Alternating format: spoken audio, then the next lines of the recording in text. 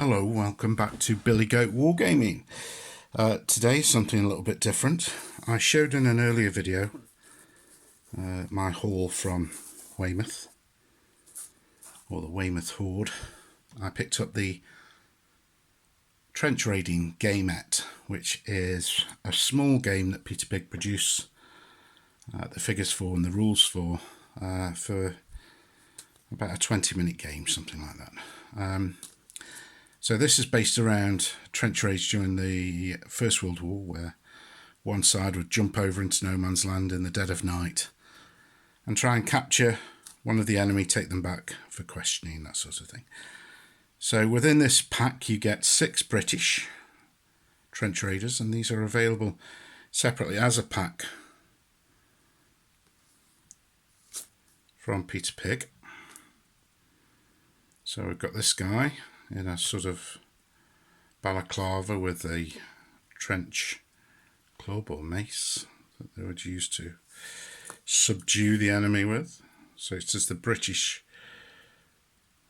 raiding the enemy trench here. Got this guy in sort of a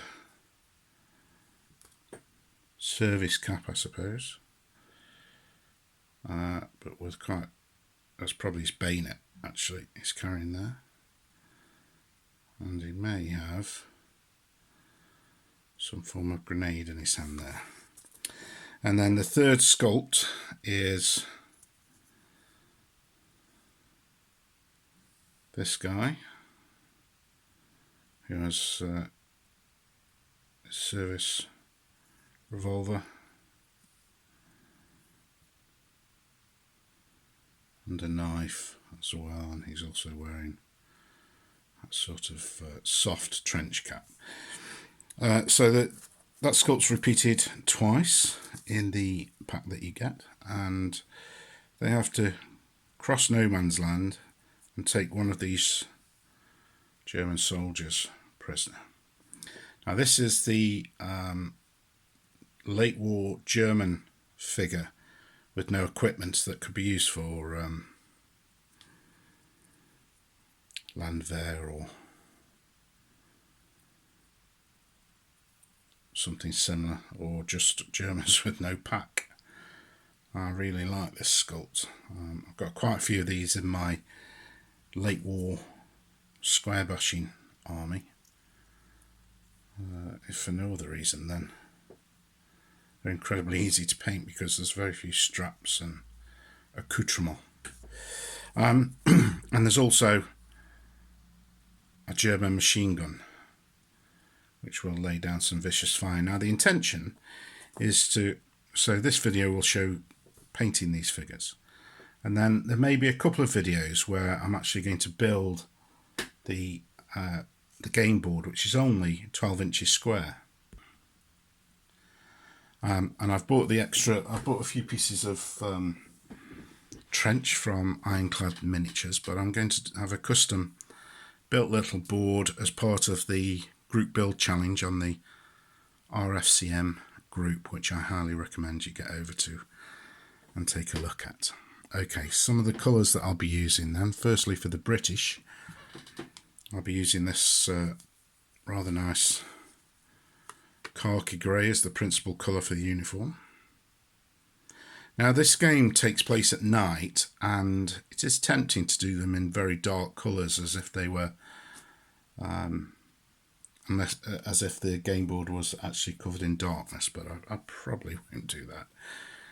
It just seemed like a nice idea. But that's going to be the principal colour for the British, so there'll be I'll water this down slightly, so there'll be a bit of a wash over that, and then the usual colours of skin and flesh. They are carrying some satchels, which I assume would have had, there you go, you can see that,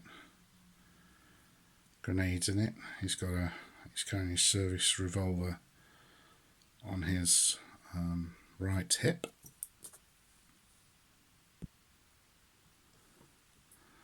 One of these will be painted as an officer with brown equipment, but the rest will get this sort of quite a nice muted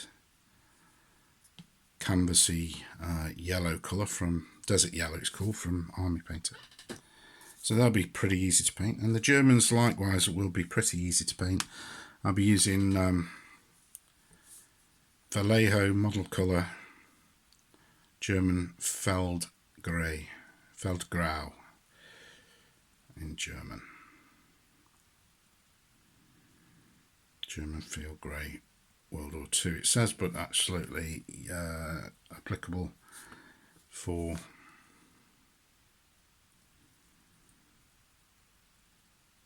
First World War, and I might give them a couple. I might give a couple of them the lighter coloured trousers. They wore both really, and then the helmet is in a dark grey, so I'll use this dungeon grey. And then for their kit, I'll also use the desert yellow and a couple of other bits and colours. So here we go. Let's get them painted. Got my Billy Goat Wargaming paint palette. I have my Billy Goat paints. I have my Billy Goat painting water pot. So let's go. So first of all, we'll do the British, I think, and we'll get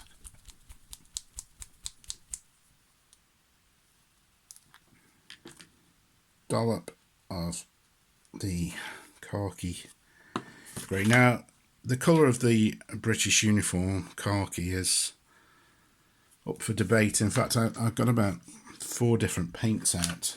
Here they are, to look as to which shade I wanted. So we had 3 different colours. We've got green brown, we've got English uniform, and we've got khaki grey. But if I show you these 3 colours, accepting the limits of cameras, they're all pretty much of a muchness really. The green brown's quite a bit lighter, as you can see, but they're all going to receive a wash.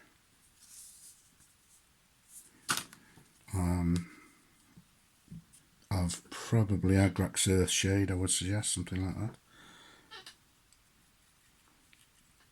So what I'm doing here is just putting some water in with this, and we're not going to be too prescriptive or careful about this, but I want relatively thin colour over the top. So I'm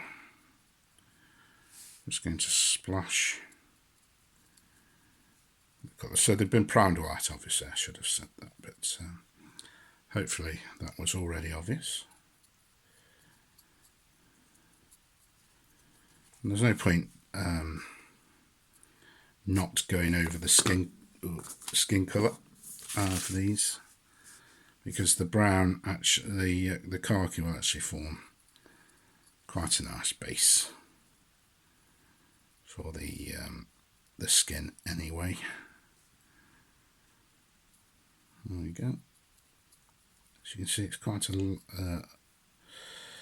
watered down version of the paint. I'm quite looking. I've played this game actually. I was going to say I'm looking forward to playing it. I have played it. I seem to think it was at Entoyment at a Peter Pig Games Day where we were playing PBI, their World War II set, which at some point we will look at on this channel, especially as I was going to say a rewrite. It's not a rewrite. There's going to be a revision of the present set of rules, just using some of the more favoured mechanics Martin has come up with since it was since the last version of PBR was published, which is probably 5 or 6 years ago. And since then, there's been 1 or 2 different variants on that mechanism used for things like the Spanish Civil War set, Bayonets and Ideology, and more recently Fighting for Mexico, the Mexican Revolution set. That is nearing completion, I believe. I think Martin might say it's something like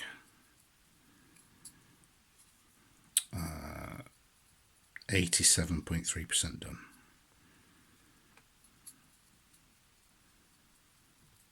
So, very quickly, I've got 6 British Tommies. One of these, I'll, as I said, I will designate as the officer, despite the fact he'll have a duplicate sculpt. Hopefully I'll be able to paint him slightly differently. And just while we wait for those to dry, there's absolutely no reason why we can't go and do the same for the Germans. So we'll take our Feldgrau, sorry, rather dodgy German. So once again, I am going to just pop some on the palette and water it down, probably about a 2-to-1 ratio, I'd say. And I'm just going to slather this on.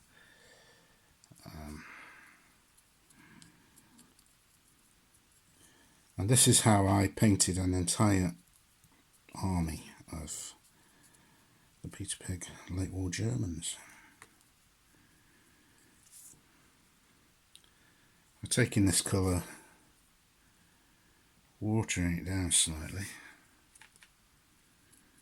and just slathering it on, and then going back and adding some details. But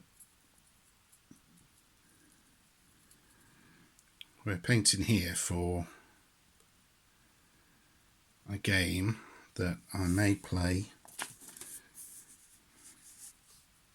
2 or 3 times in a night, because it is that sort of game that you can get repeated value out of. And there's a couple of the mechanics are absolutely stunning in their simplicity,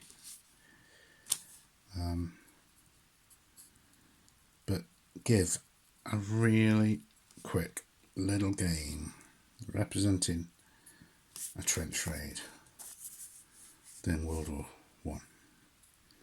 I. So yes, I may play it. I might take it to the club, like any of these gamettes, and I've got a couple of others to show you as well.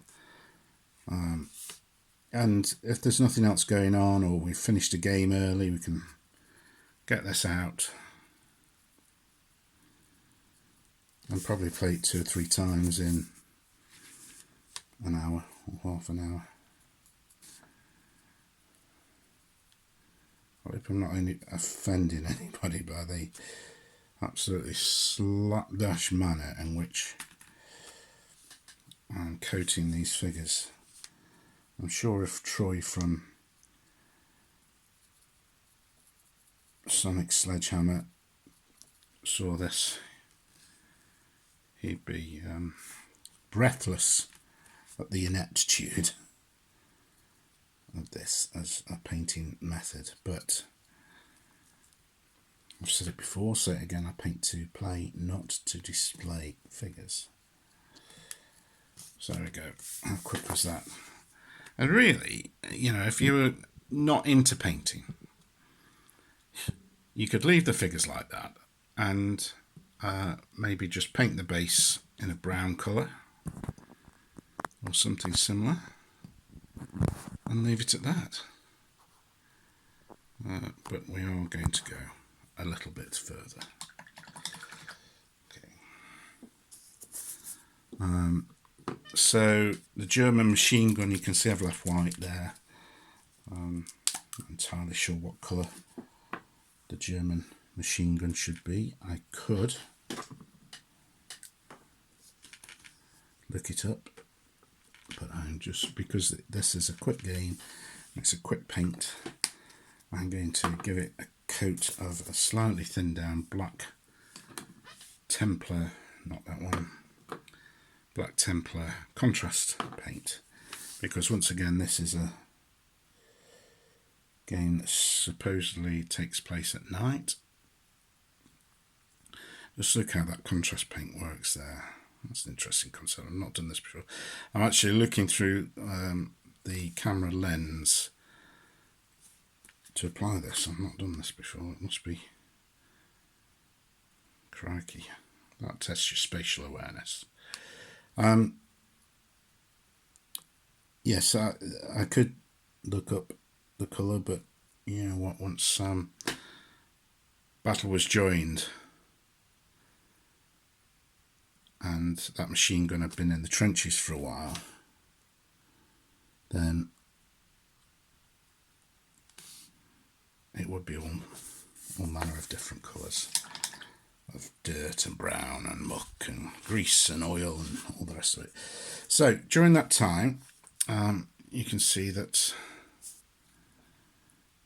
this fellow and his companions astride. Now, under there you can see I've actually missed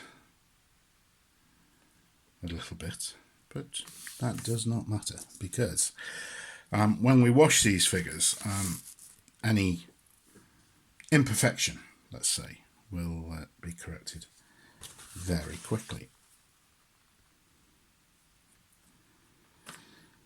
So just to differentiate this this woolen cap that these guys are wearing, as well as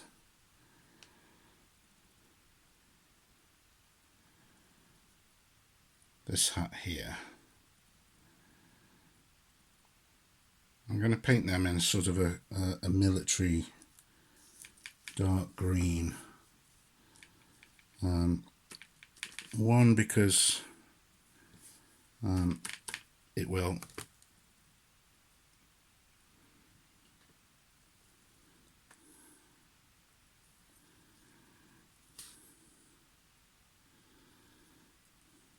just add something slightly different to the colour of the figure.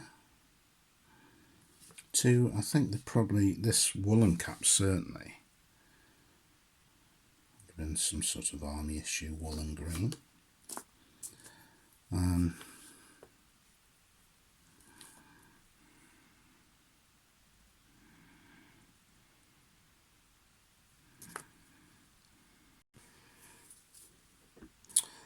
The other guys, I think, will remain as they are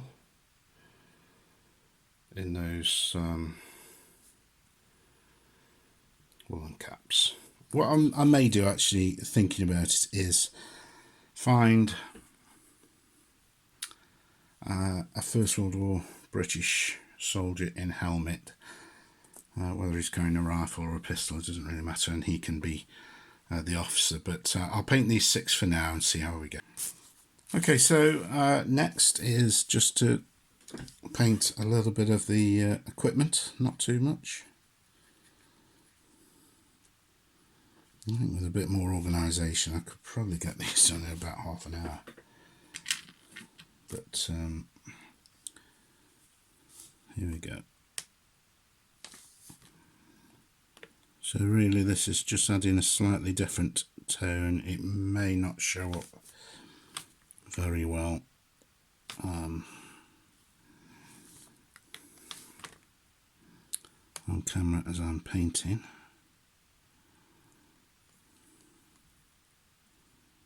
And in fact, may not be worth the effort. But just give the putties a little bit of a coat there, probably unnecessary.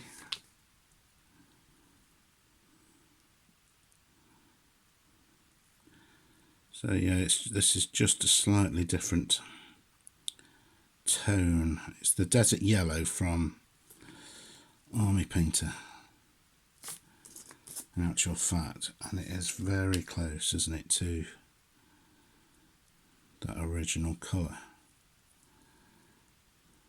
but just gives it that slightly different sheen, I suppose.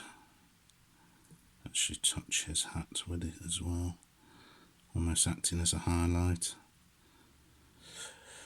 as the good old Bob Ross would say there's no mistakes, just happy accidents.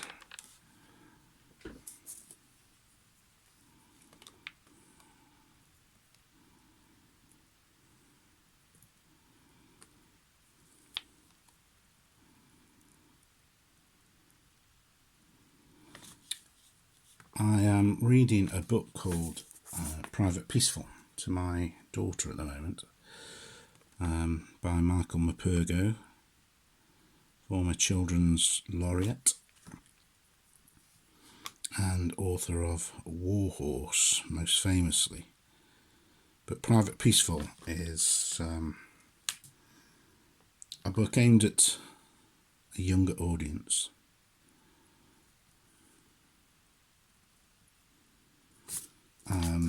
And talks of two brothers who grow up very close and go off to war together. I forget where they live now. Somewhere down south. They live in an estate house. The father is a sort of handyman workman for the local colonel at what's called the big house. But it is, how it's written is, it describes the principal character, Tomo, on sentry duty in a trench, and you get the sense that a big push, a big move is about to happen. And he's about to go over the top because he describes his position in a trench, and each chapter is headed by a time as time ticks down towards the morning. So I think it starts at something like 10:30 at night as the first chapter, and then we're currently at 3:20 in the morning, and he's in this damp, wet trench, wanting time to stop and the morning not to come because something dreadful's going to happen. But he narrates the story and reflects on his life. He's only 18 at the start of the book, but reflects on his life with his brother.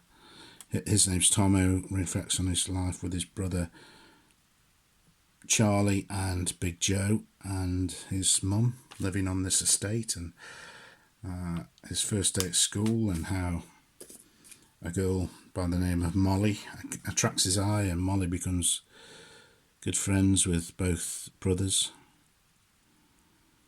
and about their time scrumping for apples and poaching on the Colonel's land, a very innocent time just prior to them heading off to the war. And it's really quite a moving book, and how it describes life in the trenches with the constant rain and wet and cold and damp, and the general miserableness of life of a soldier in the trenches. It's interesting to see my daughter's reaction to it, because we discuss, once we've read through a chapter before bed, we have a little chat about what's happened in the story. So it's set around Ypres. It's certainly Ypres is seen in the distance by Tomo in the story as it gets shelled. And interestingly, my daughter Ava has been to Ypres numerous times, probably half a dozen I would suggest, as we travel there fairly frequently, and it allows her to almost have that understanding, because she's visited the cemeteries, she's been to the Menin Gate, she's got a certain grasp on what happened during the First World War. Although there's certain things I'm still having to explain, and there's certain phrases within the book that are very definitely early 20th century phrases that she doesn't understand, like a cup of char, for instance. But it's really interesting to see her react to the thought of living in a trench as somebody who's 18, as Tomo is, and the things he has to put up with. And the chapter that we read last night was a trench raid, where they've had to go out into no man's land, cross it, and come back with a German prisoner, which they do. However, one of their number dies in the attack, and that's a point of reflection for my daughter, to think about friends of hers and how she might feel if one of them was killed during the war.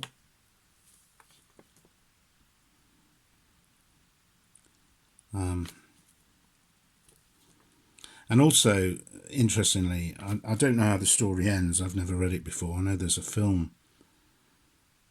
There was a film released about it, which I've not seen. Interestingly, one of the characters, I suspect the character that plays Tomo, or the actor that plays Tomo, is the main principal actor in 1917. But there is a definite sense of impending doom. I'm not sure if it's going to be a sad or happy ending, but there's a sense of impending doom as the clock, as with the passage of each chapter, the clock ticks forward to what I am suspecting will be 0 hour and time for the Tomo and missed quite a bit out there, but I'm just going to dab a bit of brown in there, and who's going to notice?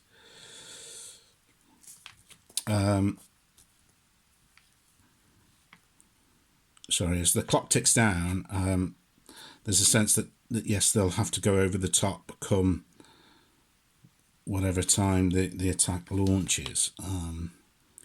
Initially, when I was reading it, I was thinking this could be the Somme, but it isn't. It's they're in Ypres, and I'm guessing it's the early part of the war.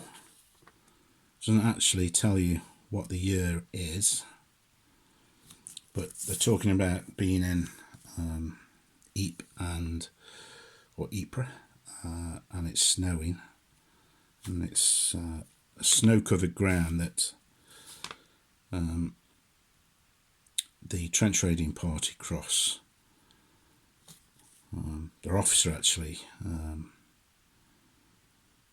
Wilkie, gets shot, but he survives, but then gets carried back to the British trench by Tomo's brother. I don't want to give the whole story away, but the book has been out for some time. Gets carried back to the British trench by Tomo's brother Charlie, in what I would suspect will gain him a medal, certainly an or MC.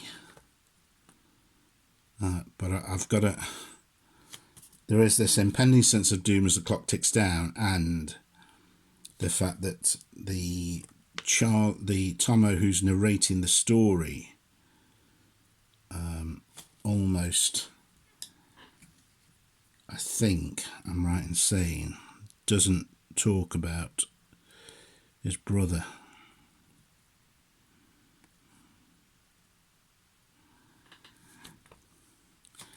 So I'm talking as I'm doing this painting, and you can see the absolute slapdash methods I'm using to employ to get these soldiers done pretty pronto, because I do know that I could paint a lot better than this, and that I could paint in far more detail.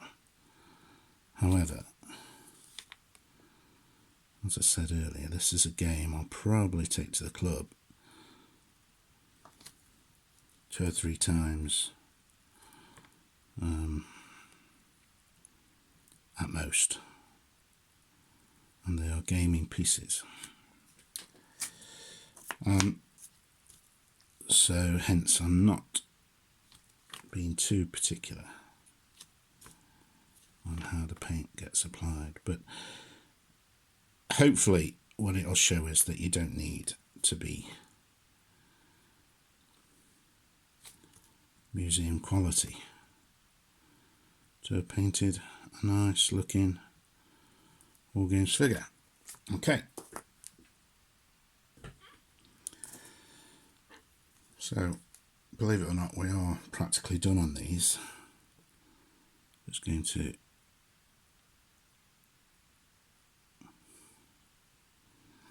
paint the skin. Just taking a little bit of time with this. As Alex Southern of the most excellent, most wonderful YouTube channel Storm and Steel says, painting is about blobs and lines, and I don't really care whether you're talking about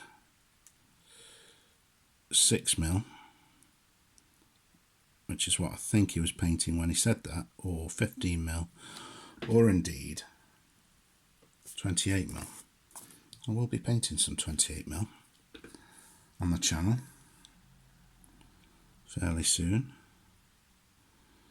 but really it's just about blobs and lines in the right place, because the closeness that you can see these figures at now is absolutely not the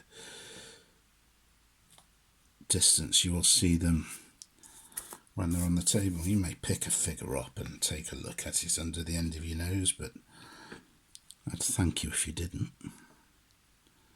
because these figures aren't particularly designed to be picked up. I mean, the Peter Pig figures are gorgeous. They are without doubt, in my opinion, the best 15mm figures there ever were. And I will challenge anybody who thinks any different. However, how I paint them means that they are not designed to be scrutinised at the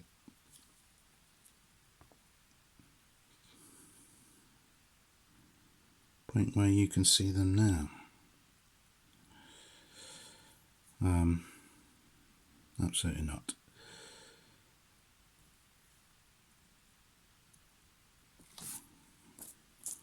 I always leave faces to last. Some people paint faces first, stating that it brings the figure to life.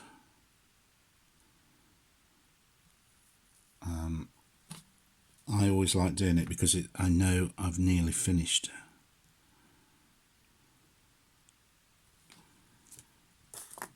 Once I've done it, because after this I'm going to be adding some metallic colour,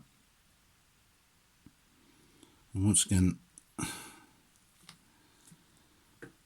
this is, I stress, this is just how I paint figures, not necessarily how you need to paint figures. But I think this angle is a bit better, isn't it, than that sort of zoomed out shot that I did on the Wars of the Roses figures. Just put some comments in the comment box to say whether you think this is better or not. But we're really talking about speedy painting. I'm just wondering now whether to do the German helmets in the darker grey. I'm not entirely sure it needs it, to be honest. Just realised I've missed off a little bit of detail here. He's got this sort of cartridge pouch, ammunition pouch just hanging around his neck.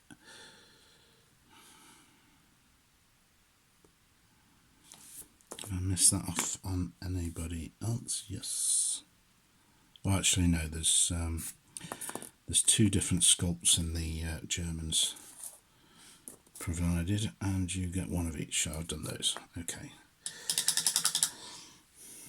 Right, so a bit of silver, or plate mail actually.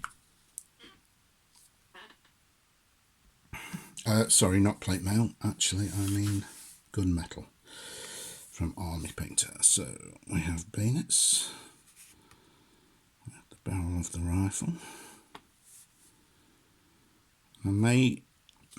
I'm undecided yet on the wash to give these figures. I may use a wash that I've discovered relatively recently. I think it's not been out that long actually, called Military Shader, but I have a feeling it may work rather well on these German infantry because it's got a greenish tinge to it, and the German uniform certainly had a greenish tinge to it. So it really is speedily moving along these figures, getting the paint to where it needs to be. I wouldn't like to be hit on the head with this weapon that this guy's carrying, I have to say. I certainly won't like to be plunged with whatever he's got. Mind you, I wouldn't like to be shot with this guy's service revolver either. It's a gruesome business, trench raiding.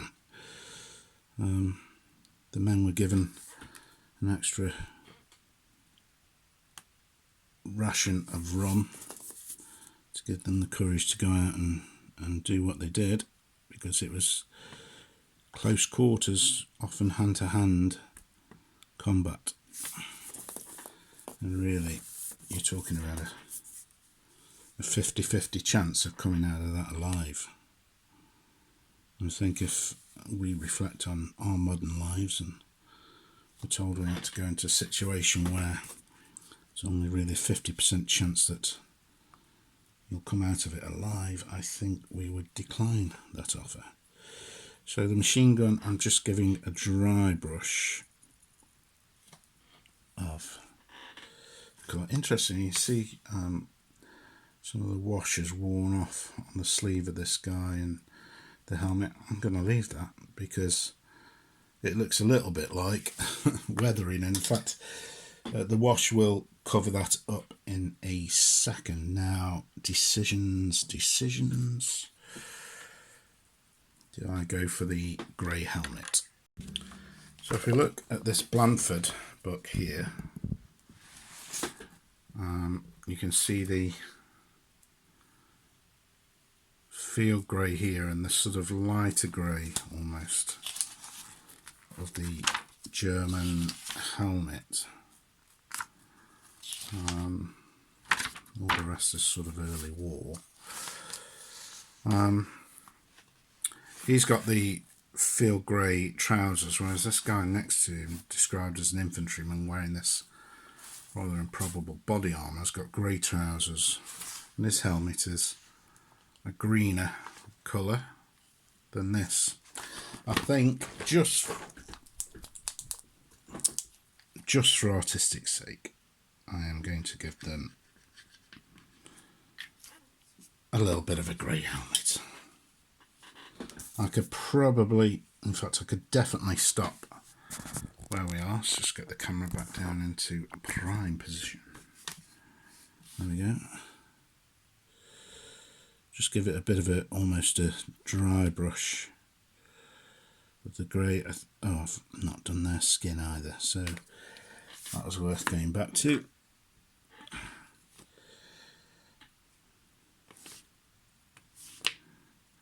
focus, there we go.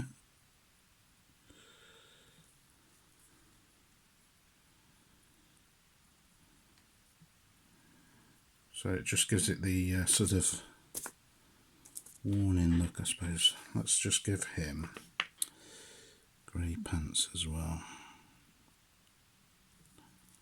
Just this one, because they all wouldn't be wearing the same thing, would they? Well, that's quite an interesting look. Okay. So it's a little dab. This is Army Painter Ash Grey, and really it's a wet brush, just catching the highlights, because these guys have been in the trenches in that cold, wet mud and God knows what, with rats and lice. Let's give him a hint of grey on the trousers too. It's just a little dry brush actually over the top of the khaki grey. Yeah, I think I could probably have finished these a lot quicker, just being a bit more organised than I have been, but what are we on? 40 minutes. It's been a lot of gabbing. A lot of talking. I'm going to give him grey as well, I think. I think it does just add that little bit of colour interest to the figure. So just skin on the machine gun team, and then we're ready for the wash. And I'm going to be experimenting live on camera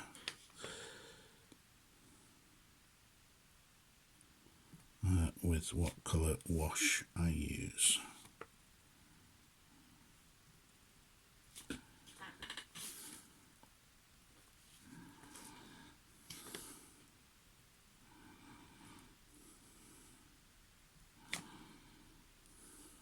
There you go, that's absolutely fine. So we have two washes. We have the Old Faithful Agrax Earthshade, and we have Military Shader. So first of all, let's see what Military Shader does. Now, Army Painter washes do tend to stain the figure more than the Games Workshop. So just as a little experience, I'm going to put in some Contrast Technical Medium, just one brush load. Let's just see what that does.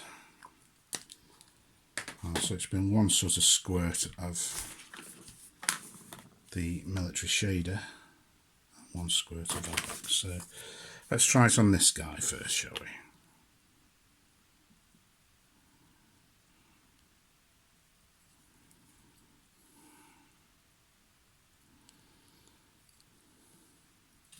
Okay. Not entirely sure what that does for the figure, other than making look probably a bit too green. Okay, not convinced. So the rest will get trusty Agrax Earthshade, and then I may well go back to him and Agrax him as well. But you cannot beat this stuff. It is liquid talent, because a flat average paint job suddenly comes to life with the addition of this stuff. Actually, what I might do is, with the Germans, is use Nuln Oil, or I might not. This is my life as a miniature wargames painter, constantly thinking there's a better way of painting my figures. But these, for what will be way less than an hour, with a lot of talking, are going to do the job quite nicely. What I will do, because these are individually based and will be handled quite a lot, is varnish these. I'm not great at varnishing figures. I really should take far more care at doing it. But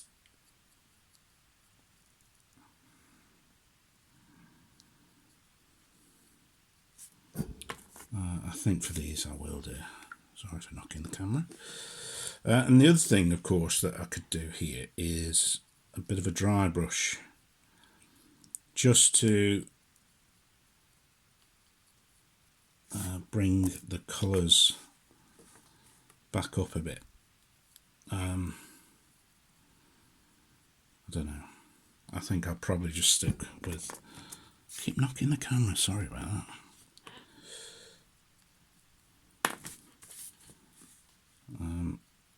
I think we'll stick with what we've got, because the Agrax does a nice job of bringing them down. Now, so on this figure you can see where I've handled it as I've been painting. Some of the paint has come off there, but look, now just looks like some snazzy intended highlight of some worn, poor old German guy in the trenches late at night, just throwing his jacket on because he's heard the British are coming.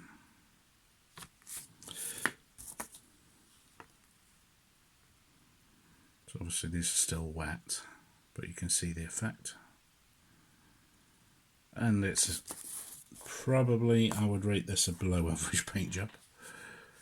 But